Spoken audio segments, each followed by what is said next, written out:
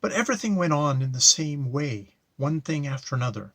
Just 2 minutes after he had sat down to the table, one terrible thought overwhelmed him completely. He suddenly felt that he was horribly drunk. That is, not as he was before, but hopelessly drunk. The cause of this was the glass of vodka which he had drunk after the champagne, and which had immediately produced an effect. He was conscious. He felt every fibre of his being that he was growing hopelessly feeble. Of course, his assurance was greatly increased, but consciousness had not deserted him, and it kept crying out, "It is bad, very bad, and in fact utterly unseemly." Of course, his unstable, drunken reflections could not rest long on one subject. There began to be apparent, and unmistakably so, even to himself, two opposite sides.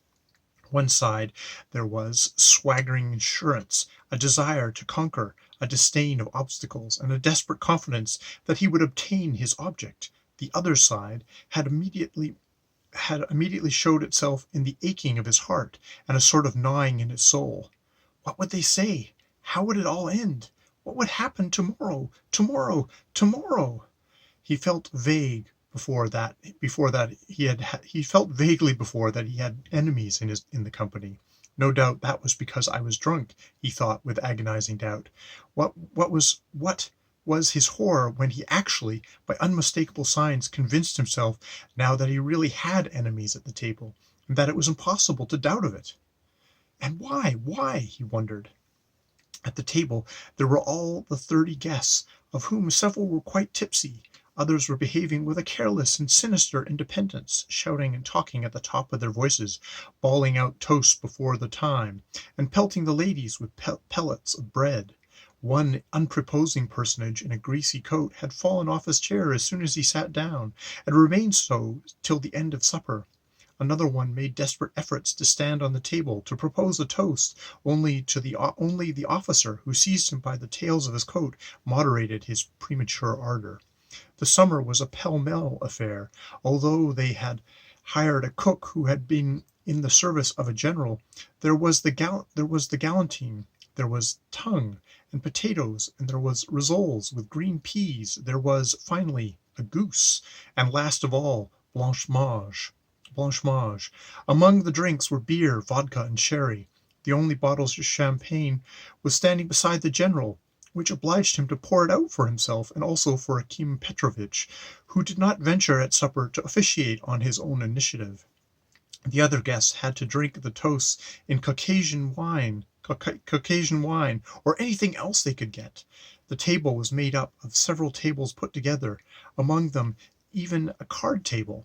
It was covered with many tablecloths, among them one colored Yaroslav cloth. The gentlemen sat alternately with the ladies. Saldonov's mother could not sit down to the table. She bustled about and supervised. But another sinister female figure, who had not shown herself till then, appeared on the scene, wearing a reddish silk dress and a very high cap on her head, and a bandage around her face for a toothache. It appeared that this was the bride's mother, who had at last consented to emerge from a back room for supper, and she had refused to appear till then, owing to her implacable hostility towards Saldonov's mother, but to that we will refer to later. This lady looked spitefully, even sarcastically, at the general, and evidently did not wish to be presented to him. To Ivan Ilyitch this figure appeared suspicious in the extreme.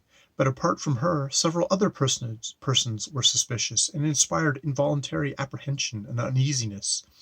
It even seemed that they were in some sort of plot together against Ivan Ilyitch. At any rate, it seemed so to him, and throughout the whole supper he became more and more convinced of it. A gentleman with a beard, some sort of free artist, was particularly sinister. He even looked at Ivan Ilyitch several times, and then, turning to his neighbor, whispered something. Another person present was unmistakably drunk, but yet, from certain signs, was to be regarded with suspicion. The medical student, too, gave rise to unpleasant expectations. Even the officer himself was not quite to be depended on. But the young man on the comic paper was blazing with hatred. He lolled in his chair. He looked so haughty and conceited. He snorted so aggressively. and though the rest of the guests took absolutely no notice of the young journalist, who had contributed only 4 wretched poems to the firebrand, and had consequently become a liberal and evidently indeed disliked him, yet when a pellet of bread aimed in his direction fell near Ivan Ilyich, he was ready to strike his head that had been thrown by no other than the young man in question. And this, of course, had a pitiable effect on him. Another observation was particularly unpleasant.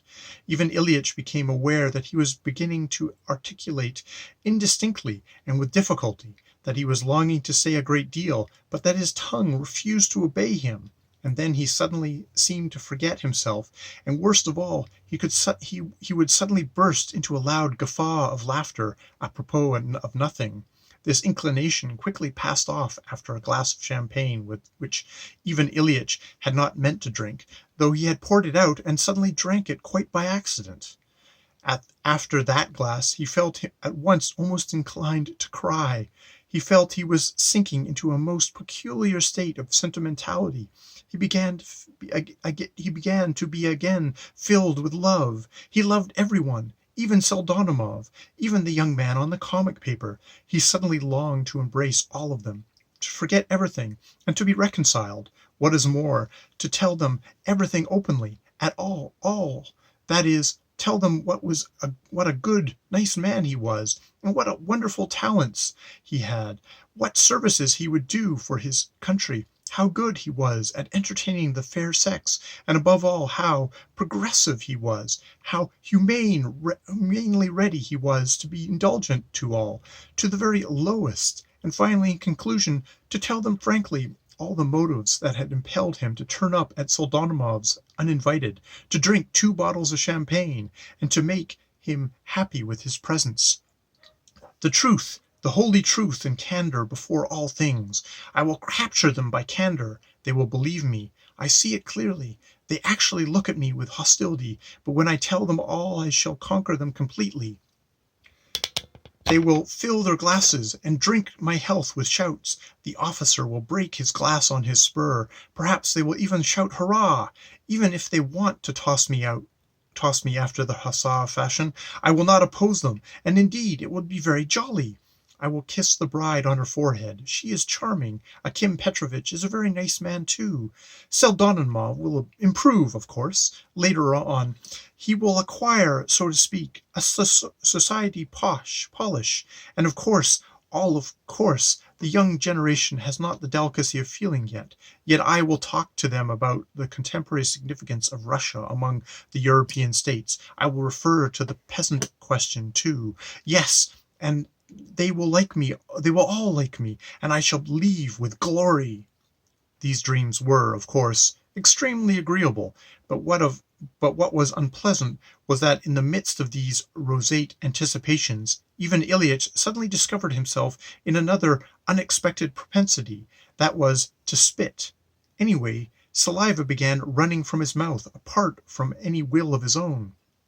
He observed this on Akim Petrovitch, whose cheek he spluttered upon, and who sat not daring to wipe it off from respectfulness.